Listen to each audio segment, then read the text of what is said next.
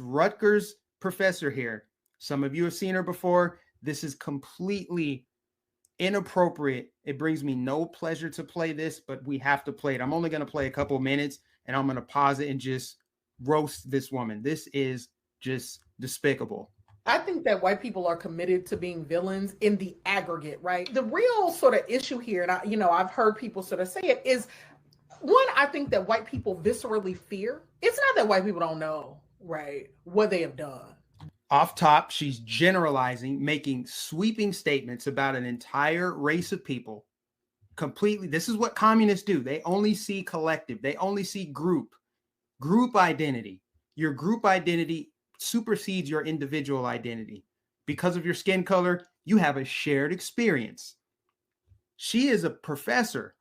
So granted, it's adults that are taking her class. I mean, at that point, you're not being indoctrinated by force. You're paying to go to Rutgers University and hear this pseudo-intellectual trash. But this is a racist college professor that if the shoe were on the other foot and it was a white person saying all black people or Asian people, that would be wrong. But because she's black, she has the benefit of using her skin color to insulate her from criticism.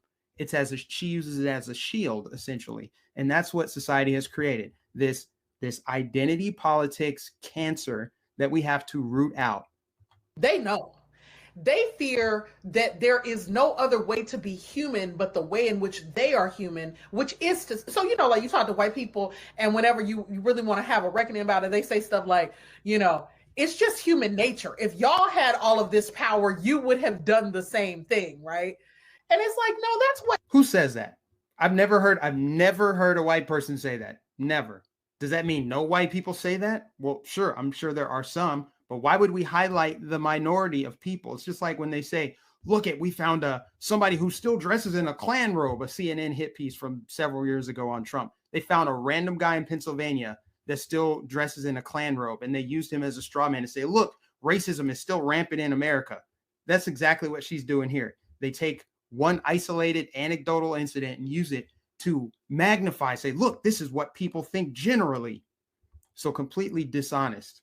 What white humans did. White human beings thought there's a world here and we own it. Prior to them, Black and brown people have been sailing across oceans, interacting with each other for centuries without total subjugation, domination, and colonialism. Right? Complete lie. If you think about all nations in his history, historically, tribes warred against each other. Tribalism. You had Native Americans here. The native tribes here warred against each other. There was genocide. There was colonialization. There was territory. There was pillage. That's what happened in Africa too. So it happened in Asia. Barbaric, old school, tribal warfare, which is what they're trying to do again. Reduce us all down to tribes. You're not an individual. You're part of a collective. And that collective over there doesn't like you. They're oppressing you. They hate you. So she's just pushing false narratives and propaganda. And again, college professor at Rutgers University. We have seen what a show this iteration of treatment of other human beings means, and that my hope is that we would do it differently, in the moments when we have some power. We will not do it perfectly, but I do think that all of us can sort of agree that a politics that says like there are superior and inferior human beings just isn't the way to go. And that's the thing that white people don't trust us to do, because they are so corrupt.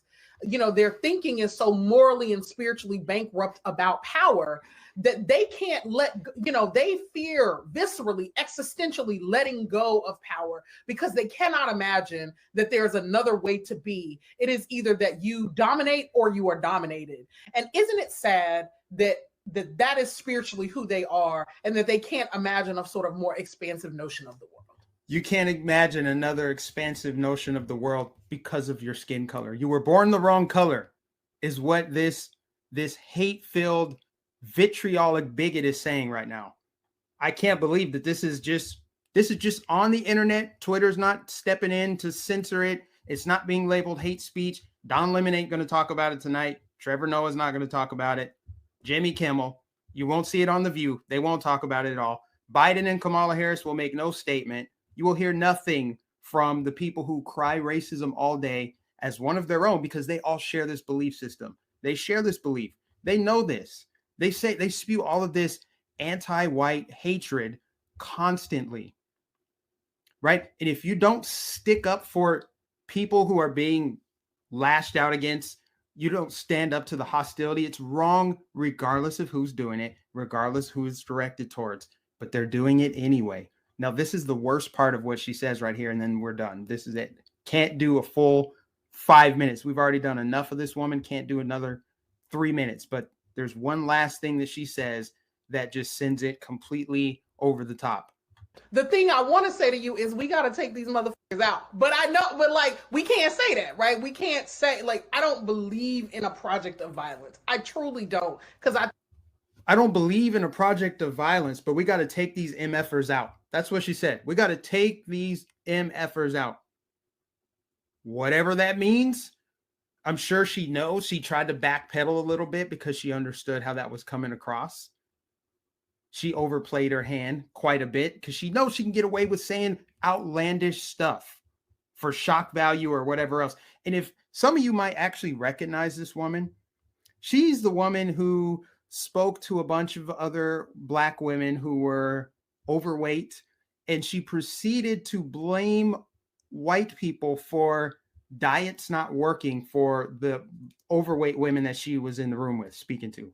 She basically used all the mental gymnastics within her bandwidth to scapegoat her obesity and say it's because of white supremacy that I'm fat and my metabolism doesn't work the same because of the stress and how my fat cells respond to the stress. So if I do the Pilates like skinny white girls do, it won't work for me the same because of systemic oppression and racism.